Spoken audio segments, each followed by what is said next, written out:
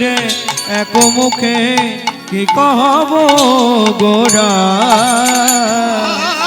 আমার গোরা চাঁদে লীলা বলে হামাগুড়ি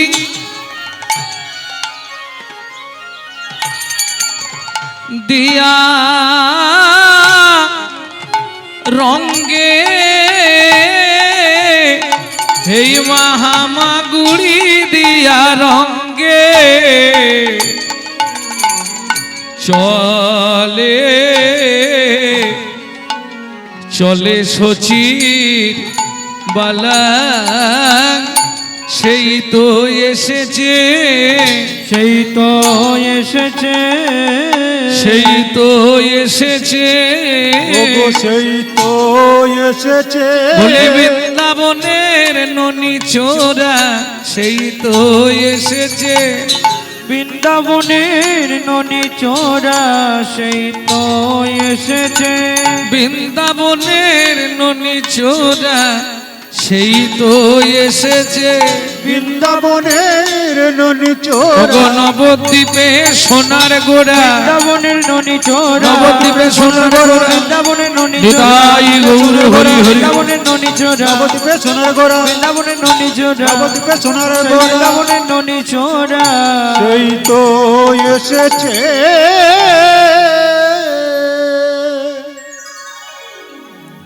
নিত্বানি শরীরানি বিভব নৈব স্বাৎ সত্ত্বং বিভব নৈব শাশ্বত নিত্বং সন্নিহিতং মৃত্যুং কর্তব্যং ধর্মো সঞ্চয় কর্তব্য ধর্ম সঞ্চয় অনিত্বানি শরীরানি বিভব নৈব স্বাৎ সত্ত্বং সত্যতেতা দাপরে যাহাবার হয়ে গেছে বর্তমান কলি যুগ আস্তে আরে কথা বলো কেন হ্যাট, চুপ করে বসো। সারা রাত হরিনাম শুনলে 25 ভাগ পুণ্য সঞ্চার হয় হরিবাসরে একটা আন কথা বললে 75 ভাগ মহাপাপ হয় 2 টাকার পুণ্য কিনতে এসে 10 টাকার পাপ কিনে নিয়ে বাড়ি যাবে নাকি প্রভু কহে আন কথা কর্ণে না শুনিবে আন কথা বলে যে তার মুখ না দেখিবে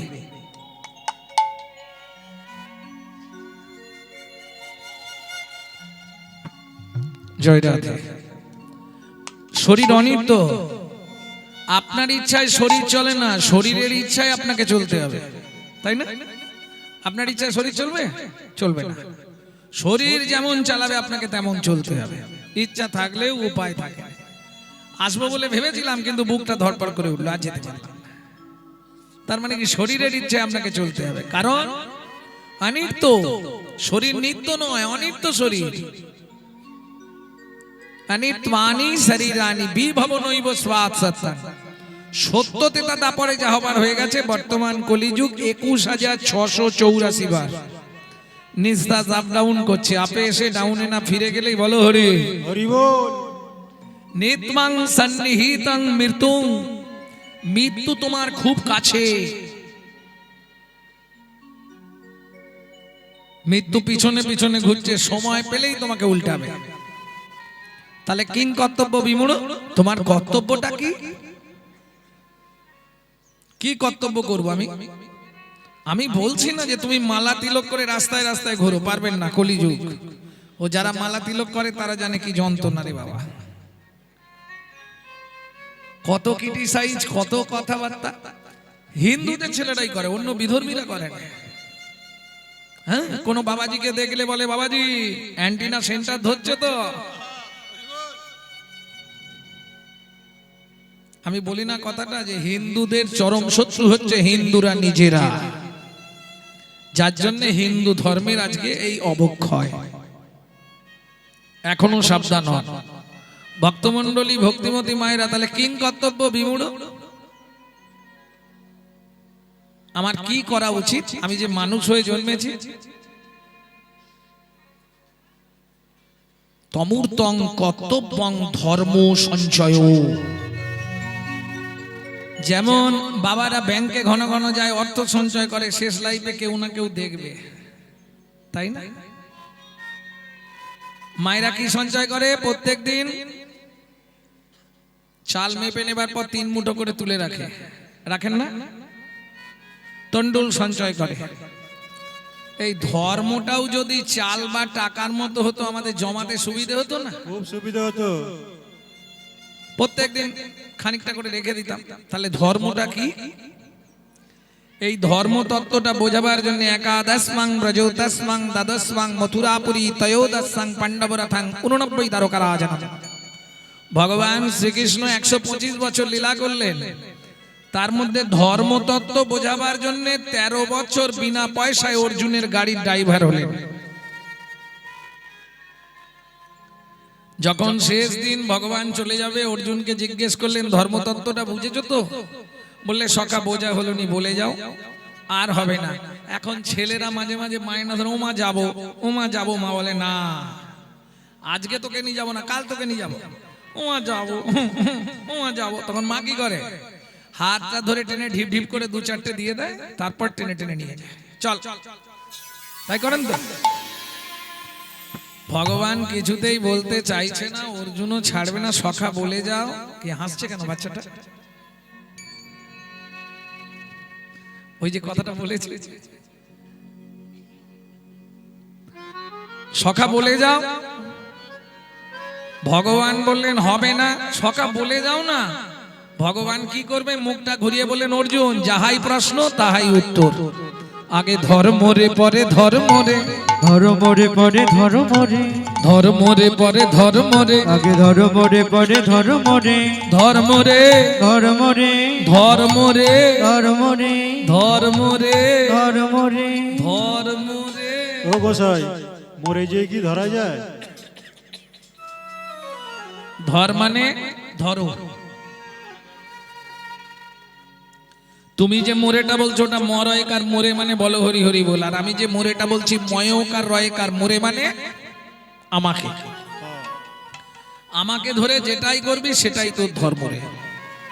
এই কলিযুগে যখন ধর্ম লুপ্ত, দেশ বিচিত্র ছিল গুপ্ত চিরকাল। ধর্মলুপ্ত দেশ বিচিত্র ছিল গুপ্ত চিরকাল, ধর্মলুপ্ত দেশ বিচিত্র ছিল গুপ্ত চিরকাল। ধর্মলুপ্ত দেশ বিচিত্র ছিল গুপ্ত চিরকাল। নদিয়ায় এসে গৌরব এসে প্রচারিল শচীর দুলাল। নদিয়ায় এসে গৌরব এসে প্রচারিল শচীর দুলাল। আজকে তো সবাই গৌর গৌর করে পাগল হয়ে গেছে।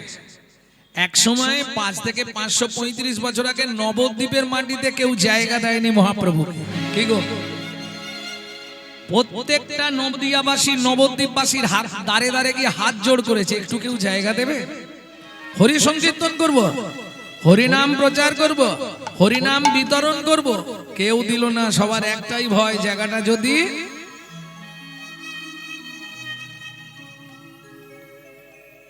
মলিন বদনে ফিরে আসছে সচিমার অঙ্গনে। মলিন বদন কেন? ধরুন যে আশা নিয়ে আমি এলাম, আশা যদি পূর্ণ না হয় মনের অবস্থা ভালো থাকবে?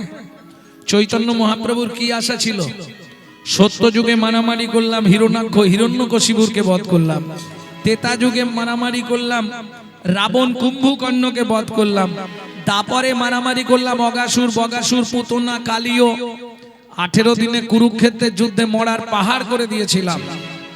এই শোনো, ধর্মরাজ্য প্রতিষ্ঠার জন্য নিজের মামাকেও গলা টিপে মেরেছে। সবাই জেনে গেছে ভগবান বারবার আসে মারামারি করতে। কলির প্রথম সন্ধ্যায় মহাপ্রভুর প্রতিজ্ঞা লিখছে কে? কৃষ্ণদাস কবিরাজ গোস্বামী ঠাকুর মহাশয় চৈতন্য চরিতামৃতে। কি লিখলেন? রাম আদি অবতারে ক্রধে নানা অস্ত্র ধরে অসুরে করিলাম সংহার। এবে অস্ত্র না ধরিব, এবে অস্ত্র না ধরিব, আর প্রাণে কারে না বধিব, প্রাণে কারে না বধিব। কেবল হরি নাম দিয়া চিত্ত শুদ্ধি করিব সবাকার। এই হরি নাম দিয়া চিত্ত শুদ্ধি করিব সবাকার। জায়গায় পেলাম না, হরিনাম করব কোথা? মলিন বদনে ফিরে আসছে সচিমার অঙ্গনে। ও মায়েরা, পৃথিবীতে আপনজন যতই থাক, মনের দুঃখের কথা মা ছাড়া আর কেউ বুঝবে না। বুঝবে? মা ছাড়া কেউ বুঝবে? জোহরি জোহর দেখলে চিনতে পারে, শ্যাকরা সোনা দেখলেই ধরে ফেলবে এটা কারেক্ট, তাই না? সাধু সাধুকে দেখলে বুঝতে পারে, ঠিক তেমনি চোর চোরকে দেখলে চিনতে পেরে যাবে যে আমার দলের লোক। ভক্ত ভগবানকে দেখে নবদ্বীপের রাজপথে দণ্ডবত দিয়েছে। জয় জয় মহাপ্রভু। করো কি, আমাকে প্রণাম করলে কেন? ধীরে ধীরে উঠে দাঁড়িয়ে ভক্ত বললে, তুমি আমায় চিনতে পারছো না দয়াময়? না, এত তাড়াতাড়ি ভুলে গেলে? আমি সত্য যুগে তোমার সঙ্গে ছিলাম, ত্রেতা যুগে তোমার সঙ্গে ছিলাম, দাপর যুগে তোমার সঙ্গে ছিলাম। আরে বাবা, কলিতে তুমি তো আমাকে তোমার 40 বছর আগে পাঠালে। তুমি কে? আমি তোমার সেই নারদ ঋষি। আরে আরে আরে নারদ, তুমি তো কলিযুগের শিবাস পণ্ডিত না? প্রভু তুমি তাহলে চিনতে পারলে? শ্রীবাস, শ্রীবাস, হাতটা নামাও, হাতটা নামাও। নামালাম। গলা থেকে কাপড়টা সরাও, সরিয়ে দিলাম। গললগ্ন কৃতবাসে দাঁড়িয়ে আমার কাছে তুমি কি চাইবে মহাপ্রভু? শ্রীবাস, আমাকে একটু জায়গা ভিক্ষা দেবে শ্রীবাস? কি বলছো দয়াময়?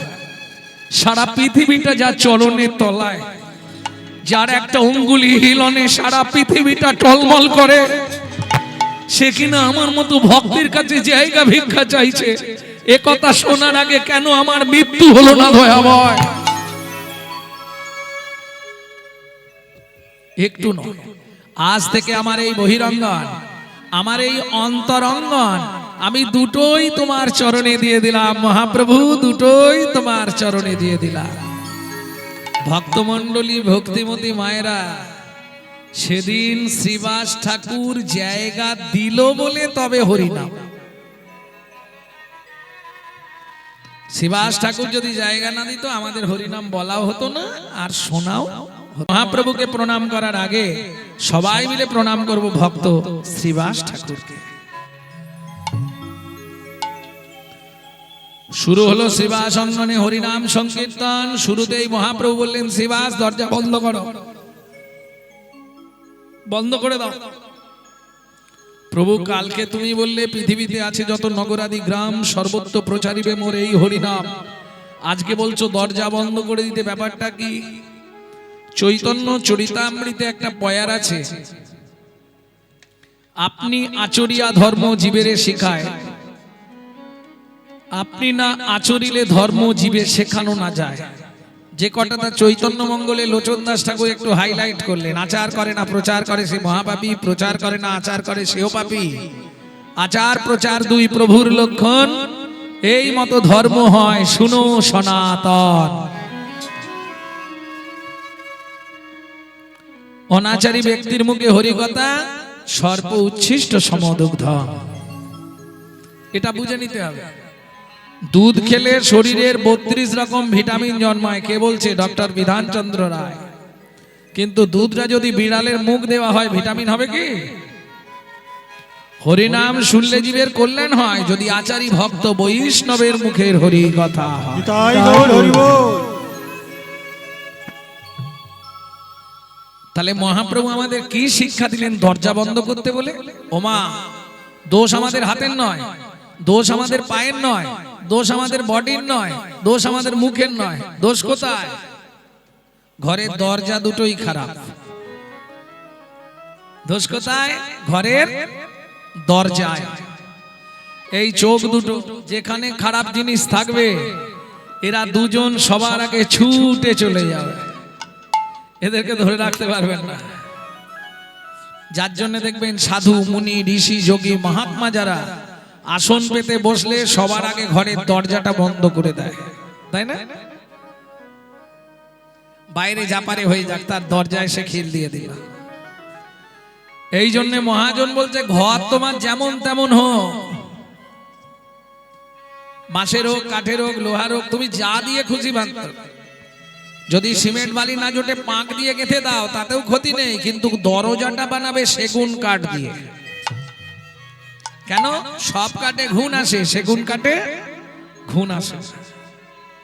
ওই জন্য মহাজন বলছে ঘর তোমার যেমন হোক, হাঁড়ি মুচি ডোম কেবড়া ঘর তোমার যেমন হোক, দরজা বানাও সেগুনের কপাট। কপাট যদি বানাতে হয় বানাও সে গুণের কপাট, সে গুণের কপাট, সে গুণের কপাট। যদি হয় সেগুনের কপাট, কেউ তারে না করতে পারে নপাট। বুঝে নিয়েছ? নিতাই গৌর হরি বল। তাহলে এবার চলুন, হরিনাম শুরু হলো। শুরুতেই মহাপ্রভু দাদাকে ডেকে বললেন, দাদা একটু আড়ালে চলো। বিরলে নিতাই লইয়া প্রভু করে ধরে বসাইয়া, বসাইয়া মধুর কথা মধুর কথা কোন ধীরে ধীরে, কোন ধীরে ধীরে নয়নে দেখিবে যারে, দেখিবে যারে মধুর কৃষ্ণ নাম দেবে তারে, তারে কেহ নামে বঞ্চিত নাহি হয়। দাদা কেহ নামে বঞ্চিত নাহি হয়। এটা আমি পারবো, কিন্তু একা যাব না। কেন? কলির জীব যা দুষ্টু, যদি আমাকে বেঁধে রেখে দেয় তুই তো খবর পাবি না। ঠিক আছে, হরিদাস ঠাকুরকে নিয়ে নিত্যানন্দ বাবু চললেন হরিনাম দিতে। এটা আমার ওই কমিটির ভাইয়ের ইচ্ছার জন্য এটা করতে হচ্ছে আমাকে। যখন নাম দিতে যাচ্ছে নিত্যানন্দ, পিছন থেকে বলে দিল মহাপ্রভু, দাদা কি তেলো মাথায় যেন তেল দিও না, রুখু মাথায় দিও। মানে যারা হরিনাম করে, যারা হরিনাম শোনে, যারা হরিনাম ভালোবাসে তাদেরকে দিতে হবে না। যারা হরিনাম হলে কানে আঙুল দেয়, যারা হরিনামের নিন্দা করে, যারা হরিনাম হলে ঘরের দরজা বন্ধ করে দেয়, তাদেরকে গিয়ে হরিনাম দাও। তাদের কি বলে বলবো? কেউ রেগে যাবে না? সাকাট, সুকাট, কুকরা। সাকাট মানে পাষণ্ড, সুকট মানে হরিনাম বিদ্বেষী, আর কুকরা মানে যারা কুকুরের মতো আন কথায় ঘেউ ঘেউ করে, হরি কথা বলে না। এখন এদেরকে কোথায় পাবো? আপনাদের এখানে যদি বলি, হ্যাঁ গো এখানে কে খারাপ লোক আছো, সঙ্গে সঙ্গে মারতে শুরু করে। ও মারবে। তাহলে খারাপ লোক কোথা পাওয়া যাবে? সাকাট সুকাট কুকরা, তিন গো যা দেখ, তিন গো নিশানা মিলেগা, জহি রইতে হ্যাঁ ঠেক। ঠেকের ধারে গেলে খারাপ লোক পায়। ঠেক মানে বোঝেন তো? হ্যাঁ, দু ভাই প্রত্যেক দিন 80 হাঁড়ি করে মদ খেত। কোথায় লেখা আছে? চৈতন্য ভাগবতে বৃন্দাবন দাস ঠাকুরের কলম আছে। জগাই আর মাধাই। আমরা সমালোচক, আমরা আসল তত্ত্বটা কেউ দেখিনি, কিন্তু সমালোচনা করি। সবাই বলেছে জগাই মাধাই এত খারাপ, মেরে নিত্যানন্দ প্রভুর কপালটা ফাটিয়ে দিল। ওদের আদেশে বলতে হচ্ছে এটা।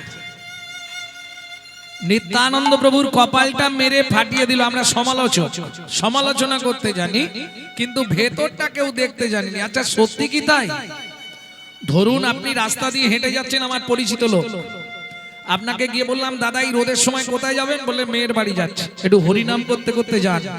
যদি সান স্ট্রোক হয়ে যায় তবু নাম করতে করতে মরা হবে। আপনি আমাকে এক চড় মেরে দেবেন? তা নিত্যানন্দ প্রভু গিয়ে কি বললো? মাথায় মেরে দিল। হরি রসনা পাপ কোনদিন বাপকেও ছাড়ে না। হরি রসনা পাপ কোনো দিনে বাপকে ছাড়ে। তুমি জপ করো আর তপ করো, মরতে জানলে কর্মফল তোমাকে ভোগ করতেই হবে। তুমি সাধু হয়ে গেলেও রেহাই নেই, আর বাবাজি হয়ে গেলেও রেহাই নেই। কর্মফল তো প্রারব্ধ, কর্মফল তোমাকে ভোগ করতেই হবে। এটা কেন বললাম? অনেকে ভাবে আরে বাবাজি লোক দেখ বিছানায় পড়ে কেমন ছটকাচ্ছে। ভুল ধারণা আপনাদের। ওর প্রারব্ধ কর্মের ফল ভোগ করে নিচ্ছে, আর ওকে আসতে হবে না। কর্মফল যে ভোগ করে চলে যায় তাকে আর আসতে হয় না। ভক্তমণ্ডলী, ভক্তিমতী মায়েরা, নিত্যানন্দ প্রভু গিয়ে বললে, মাধাই কি তোরা যে সুরা খাস কতক্ষণ নেশা থাকে বাবাজি? সন্ধে পর্যন্ত পেট ভরে খাই, সকালে ঘুম থেকে উঠে দেখি আর কিচ্ছু নাই। ও মাধাই, আমার কাছে এক সুরা আছে, খাবি? কিরকম বাবাজি? একবার যদি মন প্রাণ দিয়ে খেয়ে নিস, এক জন্ম নয় অন্তত 7 জন্ম নেশা থাকবে। নিতাই গৌর হরি ও হরি বল। জগাই দাদা। বাবাজি বলছে একবার খেলে 7 জন্ম, তাহলে খেয়ে নেওয়া যাক। হ্যাঁ চ। বাবাজি দিয়ে দাও। মাধাই ওইভাবে তো আমার সুরা খাওয়া যাবে না। তাহলে বাবাজি মাধাই স্নান করে আয় গঙ্গা জলে, সুরা দিব তোর কর্ণমূলে। স্নান করে আয় গঙ্গা জলে, সুরা দেব তোর কর্ণমূলে। আমার এই সুরা, ও মাধাই আমার এই সুরা, আমার এই সুরা একবার খেলে, আমার এই সুরা একবার খেলে, ভব ব্যাধি যায় রে চলে। স্নান করে আয় গঙ্গা জলে, সুরা দিব তোর কর্ণমূলে। স্নান করে আয় গঙ্গা জলে,